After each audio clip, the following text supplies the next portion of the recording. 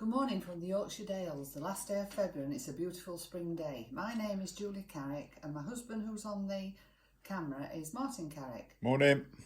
Between us we lost 12 stone a couple of years ago. I lost 7 stone and Martin lost 5 stone.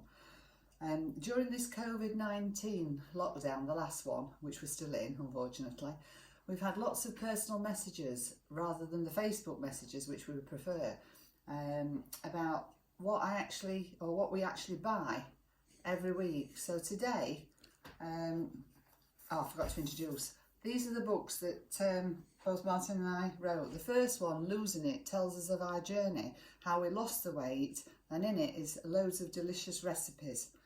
The last one, which we actually brought out in November as COVID struck again, is Lost It, and it tells you about how we are maintaining our weight, and we're still the weight we are from when we lost it nearly 2 years ago. So what I decided to do today is something completely different and off the anything that I've ever done before. Is people keep asking me, how much do I spend on shopping a week, what we eat, and is it really expensive? So I went shopping yesterday, and this is what I bought. Bought a pair of work trousers for my husband and some deodorants and stuff, which we're not talking about. So I went to a local shop. I treated myself to some roses because it was spring. I bought 2 big kgs of Greek yogurt, some fresh chicken, which is frozen and I've just got it out, the chicken thighs, which we prefer, a dozen eggs, some soft cheese, full fat soft cheese, mushrooms. We prefer field mushrooms for certain things, and these are chestnut mushrooms because they're on offer. Some fresh basil, fresh coriander, celery, and up here I bought 2 cauliflowers, 2 broccoli, some sprouts, which are my absolute favourites, avocados, a Dutch cabbage, a sweetheart cabbage, and the fruit that I was short of is grapefruits and unwaxed lemons.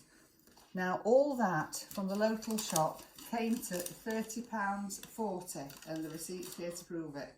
Can you zoom in on that, please? And that was Aldi, by the way. Yeah, Aldi in England. And then that's what I actually bought. This is what's always in our storeroom.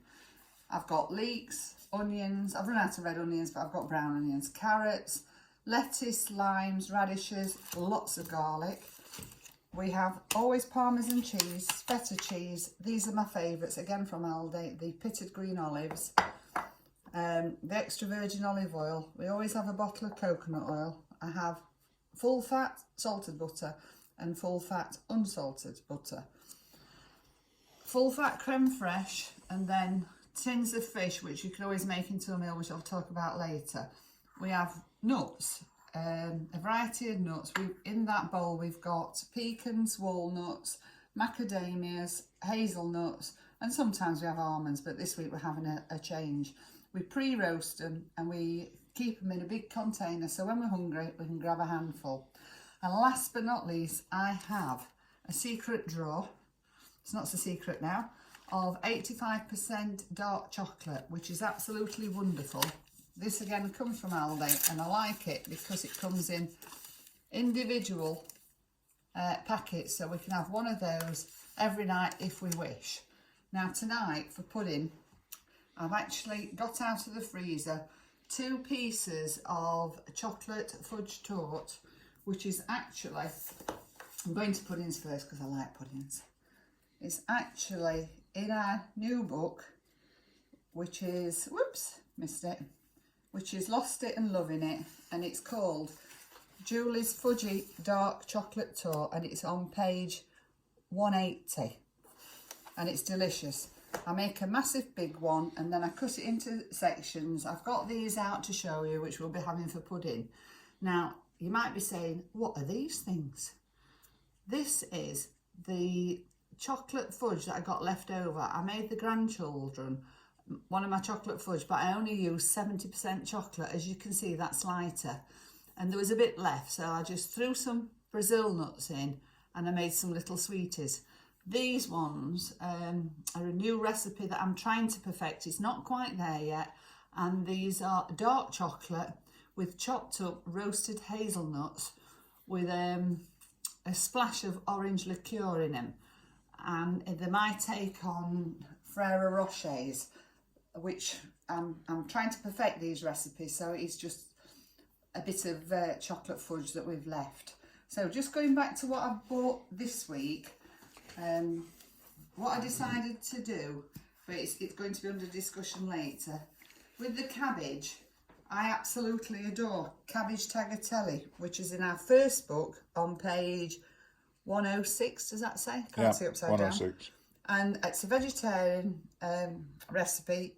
You can use the pine nuts, but if you want some meat, you can replace the pine nuts with bacon, which I forgot to get out. Whoops. And another recipe, which I'm going to do later on this week, is the basic chicken curry. It is so easy and it's wonderful. And that's on page 112 on the first book, Lost It. Obviously, we're using chicken thighs, which we prefer, but you can use chicken breasts. But I bought them yesterday, I froze them because I'm not going to do it till the end of the week. Perhaps curry night might be Friday night. I'll just interrupt. We freeze them in 4s, so yeah, we have 2 chicken thighs per person, which is plenty of food. Yeah, I forgot to say that. And then out of the other book, I'm thinking about perhaps on Monday or Tuesday, it's a new book and my fingers are sticking to it because they're wet now, is the Leek and Cauliflower Bake. That's on page 144, using my old leeks up. And if I haven't got enough leeks, you can use an onion. And then one of the other favourite ones, which I've actually not got out of the freezer, but I will get it out, is in this book, there's Julie's gluten-free pastry, and I've made a broccoli and pink salmon quiche. Obviously, I've got enough broccoli, and the pink salmon, again from Aldi, I use a tin. Because last minute things, you come in and you think, oh, what can I do? So I thought, right, we'll have that. And in the back of this book, which I forgot to mark, is Julie's pastry. It's low carb and it's gluten free. There is a little note telling you that unfortunately there was a typo. The printer missed out a large egg, and there's a few tips there how to do your pastry. One of the biggest tips I can advise anybody is if you've got any old eggs, maybe make 3 lots of pastry, roll them up into bowls, put cling film on and stick them in the freezer. And to show you what I've actually done, I happen to have 3 frozen balls of pastry. So if I want to make a quiche, I'll take one out, let it thaw, then when it's not too defrosted but still quite stiff, get 2 pieces of cling film, roll it out and pop it into a pie dish. Put it back in your fridge for 20 minutes. Don't forget to prick the bottom while you're making your quiche top. Then you put the quiche top onto there and pop it into a hot oven. Hey presto, you've got a quiche within, I would say, 20 minutes, provided you remember to take the pastry out in the morning. That's my ideas of cooking, but Martin does a lot of cooking, so he's going to give us some suggestions what else we could do. Right, well, as you can see, we've got loads of salad ingredients here, and one of our favourite salads is that we do a mixed salad, and we put hemp seed in it, and we have mixed nuts in it, and sometimes we'll put a grapefruit in it as well. And they're great, easy, quick standby. You can have that either for lunchtime or for tea time, and it's really filling and very nutritious. Also, can I just interrupt? If you haven't got grapefruit and you want something citrusy, you can either use a lime or a lemon.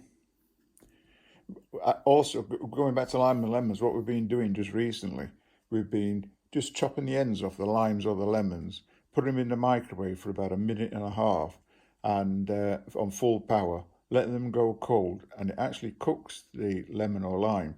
Then chopping them up peel as well, and putting those into salads, and they add a really nice zing to salads. We've got loads of eggs, free-range eggs from Aldi, which we'll probably do a frittata at some stage during the week.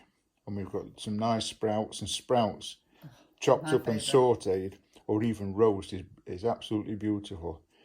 Either bacon or pine nuts in them. That's right. And this evening we're going to be having roast belly pork, and we shall have roast veg with it, probably cauliflower and broccoli, maybe sprouts. We might have to use the carrots up. And use maybe use some carrots up as well. Sorry, pick that up.